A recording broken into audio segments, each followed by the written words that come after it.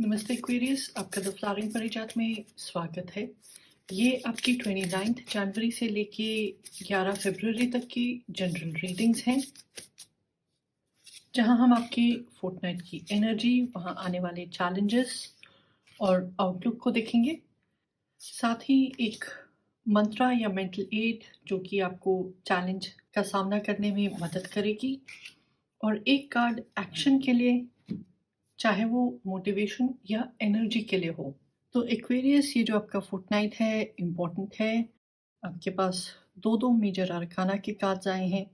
कुछ ऐसे इवेंट्स हो सकते हैं जिन पे आपका कंट्रोल नहीं है, काबू नहीं है, और वो एक बड़ा ही स्ट्रॉन्ग बदलाव, चेंज दिखा रहे हैं। और आपके बाकी के कार्ड्स जो हैं पेंटिकल्स से हैं, जो कि अर्थ से जुड़े हैं, प्रैक्टिकल चीज़ों से जुड़े हैं। तो कहीं ना कहीं पैसों की, सिक्योरिटी की या फिर रिसोर्सेज की बात आपके सामने आएंगी। शुरू करते हैं आपकी फोर्टनाइट की एनर्जी से, जो कि द मैजिशियन का कार्ड है। एक तो ये नंबर 1 का कार्ड है। साथ ही आपको देखने को मिल सकता है कि जो वॉन्ड है और सोर्ड्स के सूट हैं, दोनों यहाँ जुड़े हुए हैं। यानी कि जिस चीज़ के बारे में आप सोच रहे हैं, जहाँ आप काम करना चाहते हैं, उस चीज़ को, उस लेवल को अचीव करने के लिए आपके पास एनर्जी रहेगी, सारे टूल्स रहेंगे। साथ ही जो ये सांप हैं, दोनों जुड़े हुए हैं। इन दोनों एनर्जीज के साथ इंटरट्वाइंड हैं, और सांपों को हम ट्रांसफॉर्मेशन के साथ, बदलाव के साथ, रिजुविनेशन के साथ जोड़ते हैं। तो ये जो कार्ड है आपको कह रहा है कि इस फोर्टनाइट आपको कोई एक बड़ा अच्छा अवसर मिल सकता है। किसी तरह की ट्रांसफॉर्मेशन हो सकती है, या लाइफ में ही कोई बदलाव आ सकता है। वो शायद से आपके एटीट्यूड के लेवल पे हो या फिर फिजिकल लेवल पे हो।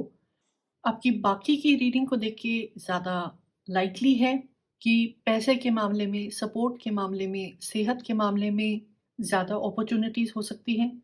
शायद से आपको कहीं कोई जॉब के लिए रेफरल मिल जाए, कहीं से कोई फंडिंग मिल जाए, या एक चांस मिल सकता है कि आप किसी के साथ थोड़ा-सा टाइम बिताएँ, अपने एक आइडिया को और पॉलिश कर लें, कुछ स्किल्स को सीख लें, या आपकी लाइफ में कुछ ऐसे नए कनेक्शंस बन सकते हैं जो कि आपको आगे जाने के लिए, ग्रो करने के लिए इनकरेज करेंगे। या ऐसे हालात भी पैदा हो सकते हैं कि अब आप ही को वो डिसीजन लेना पड़ेगा कि ये टाइम आगे बढ़ने का है, ग्रो करने का है, और एक नई, एक बेहतर शुरुआत करने का है। आपके चैलेंज में कार्ड आया है 9 ऑफ पेंटिकल्स। तो टैरो में इस कार्ड को हम एक तरह की सफलता के साथ जोड़ते हैं, थोड़े बहुत पैसे के साथ, नेम और फेम के साथ जोड़ते हैं, सोशल इंटरैक्शंस, समाज में इज्जत, और अपनी ज़रूरत या अपने ड्रीम्स के हिसाब से रिसोर्सेज के होने का ये एक इंडिकेशन है।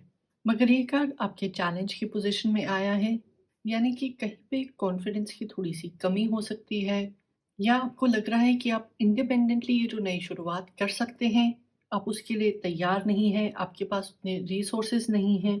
मुमकिन है कि जब ये अपॉर्चुनिटी आपके सामने आती है, तो वहाँ एक नए सिरे से शुरू करने की जगह, अपनी स्किल्स को बिल्ड करने की जगह, आपको लग रहा है कि आपकी स्किल्स एक अलग लेवल पे होनी चाहिए थी, किसी और तरह का सर्टिफिकेशन आपके पास होना चाहिए था। तो कहीं न कहीं ये डर आपके पास रहेगा कि क्या जो रिवॉर्ड्स लोग आपको प्रॉमिस कर रहे हैं, क्या जो आपकी पोटेंशियल है, वो वास्तविक है या इमेजिनरी है? आपको जो फ्रीडम, जो अच्छी चीज़ें यहाँ से मिल सकती हैं, आप उस सिक्योरिटी, उन कनेक्शंस या पीस ऑफ माइंड के लाभ को नहीं देख रहे हैं। एक तरह से अपनी शक्ति को पहचानने से मना कर रहे हैं। अगर आप अपने चैलेंज को फेस करना चाहते हैं, तो मेंटल लेवल पे अपने आप को स्ट्रीमलाइन करने के लिए या फोकस्ड रहने के लिए आप 5 ऑफ पेंटिकल्स के बारे में सोच सकते हैं। तो इस कार्ड में ये जो पोलर बेयर है, ये बर्फ के एक टूटे हुए टुकड़े पे खड़ा है, और धीरे धीरे ये बर्फ पिघलती जा रही है, और अब इसको डर सा लग रहा है कि आगे क्या होगा। इसका जितना भी फोकस है वो उन चीज़ों पे है जो बदल रही हैं, जो ये खो रहा है। मगर अगर ये पीछे मुड़ के देखे, तो जो लैंड है, जो सेफ हार्बर इसको चाहिए, जो एक ज़्यादा स्टेबल एनवायरनमेंट इसको चाहिए, इसके एक हाथ की दूरी पे है। तो मान लीजिए आपकी लाइफ में अभी रिसेंटली कोई सेटबैक्स हुए हैं, किसी तरह की डिमोशन, सैलरी में कटौती या किसी रिश्ते में अनबन हुई हो, तो आप उस लॉस के लिए दुखी हो सकते हैं, रो सकते हैं। अगर आपको गाली देनी है, आप वो भी कर सकते हैं। बट 1 घंटा, 1 दिन उस गलती के बारे में, उस बिट्रेयल के बारे में सोचने के बाद, आप इस टॉपिक या इस व्यक्ति से नज़र हटा के आस-पास भी देखें कि आपके पास क्या-क्या अपॉर्च्युनिटी है, वो कौन लोग हैं जो आपकी मदद कर सकते हैं, कैसी वो आदतें हैं जिनसे आप अपने बेहतर कल की ओर जल्दी पहुँच सकते हैं। तो अगर कोई स्ट्रेस की बात है, तो उसके बारे में थोड़ी देर सोचें।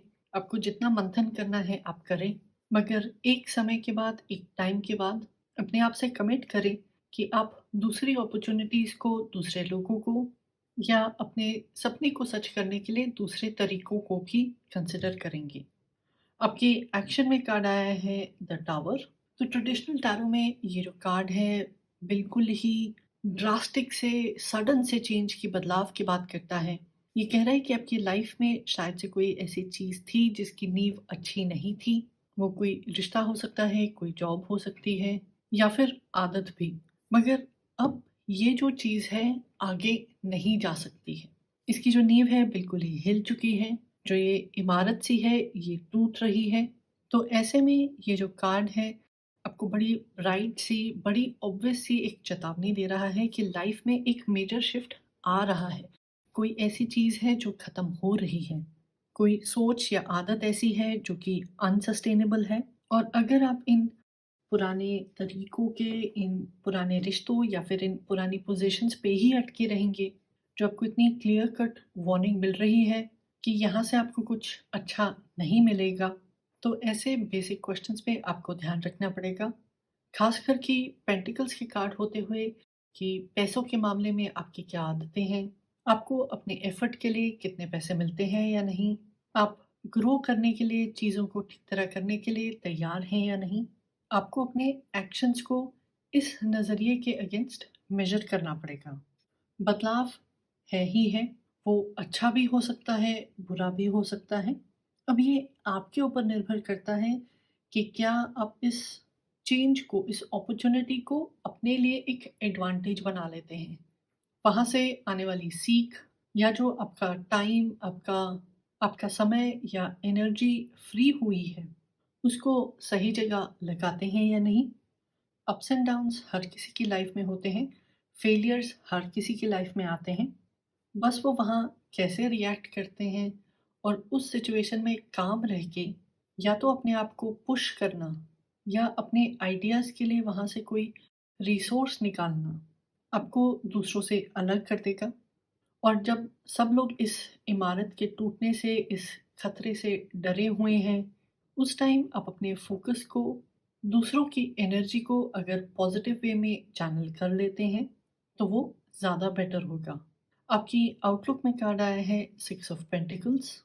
तो इस कार्ड में आप देख रहे हैं ये 3 जानवर हैं जो कि पहरा दे रहे हैं एक तरह से, जब इनके बाकी दोस्त खाना ढूँढने निकले हुए हैं। तो ये जो कार्ड है एक तरह से कम्युनिटी का, दोस्तों का, आपस में शेयरिंग और केयरिंग का कार्ड है।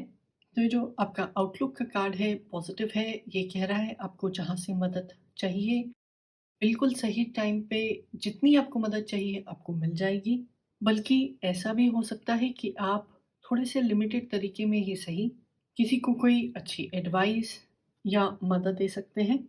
और जैसे फेलियर लाइफ का एक हिस्सा है, लेन-देन भी लाइफ का एक हिस्सा है। इसका मतलब ये नहीं है कि आप सब कुछ ही दूसरों को दे दें, मगर जब कोई साफ दिल से, साफ इंटेंशंस के साथ आपको मदद करने की कोशिश कर रहा है, चाहे वो पैसे से हो, उनके कनेक्शन से हो या एडवाइस से हो, उसका फ़ायदा उठाएँ ताकि आप अपनी पोटेंशियल को अचीव कर सकते हैं। और समय बदलते देर नहीं लगती। जब आप सक्सेसफुल हो जाते हैं, एक मुकाम पे पहुँच जाते हैं, तो इस लेन-देन को आप बैलेंस आउट कर सकते हैं और दूसरों की मदद कर सकते हैं।